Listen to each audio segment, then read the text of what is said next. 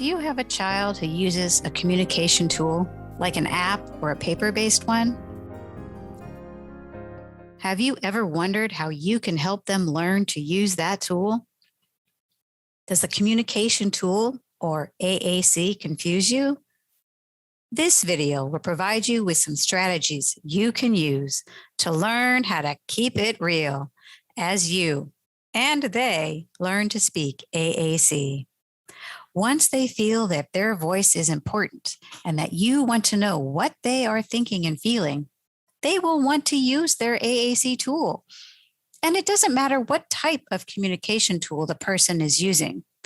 These strategies and tips work for all of them, from paper-based systems like PEX or POD, to iPad apps, to dedicated communication devices. And these strategies work for all ages, from those who are brand new to a system and to those who have used a system for a while and are struggling with using it. This is the third in a video series based on the Model as a MasterPal training module, which was developed by Tabby Jones-Wallaber, a speech therapist. The first video explored the importance of how modeling how to use that device as you speak your words, and how typical language development impacts how AAC users learn to use the device to communicate. The second went over 5 strategies you can use to be a good communication partner. This video explores 4 additional strategies you can use to be a good communication partner with your AAC user.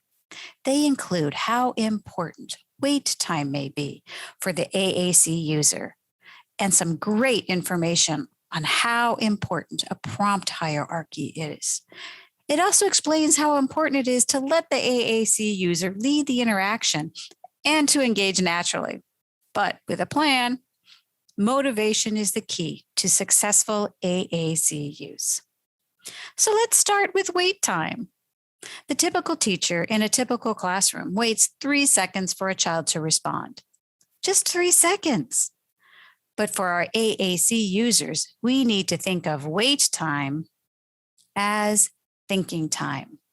Time to understand the question, time to formulate a response, time to find the words on that device or system, and for some, time for their bodies to move in a way they want them to move to get that response out.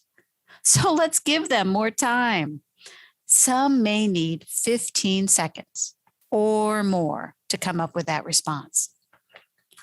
So what to do during wait time? What can we do to help them get to that response? We need to implement an appropriate prompting hierarchy.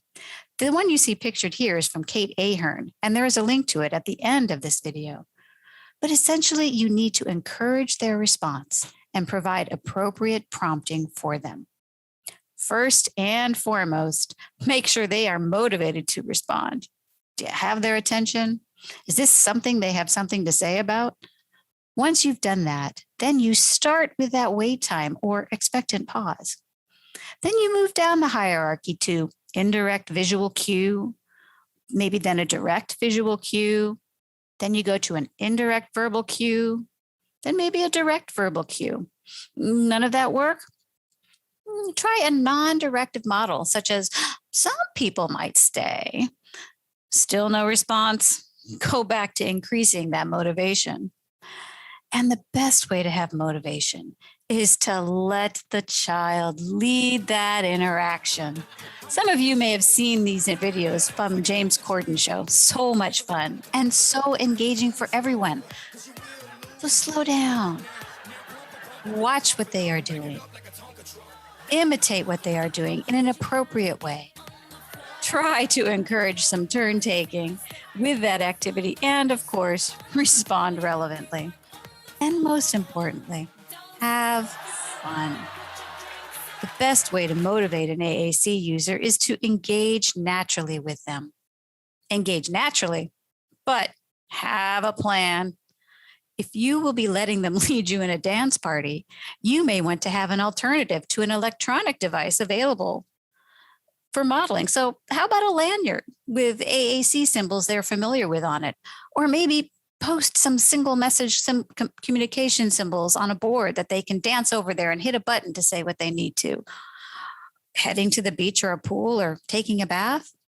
Consider a simple core communication board inside a plastic bottle. These are all ways you can plan to have AAC symbols and communication opportunities available, always without solely relying on the device. Model using that device with your child, using your words. And think of wait time as thinking time. Provide appropriate systematic response, prompting, and let the child lead. Engage naturally and have fun, and you will become a master pal. If you need additional information, feel free to contact us at Parents Helping Parents.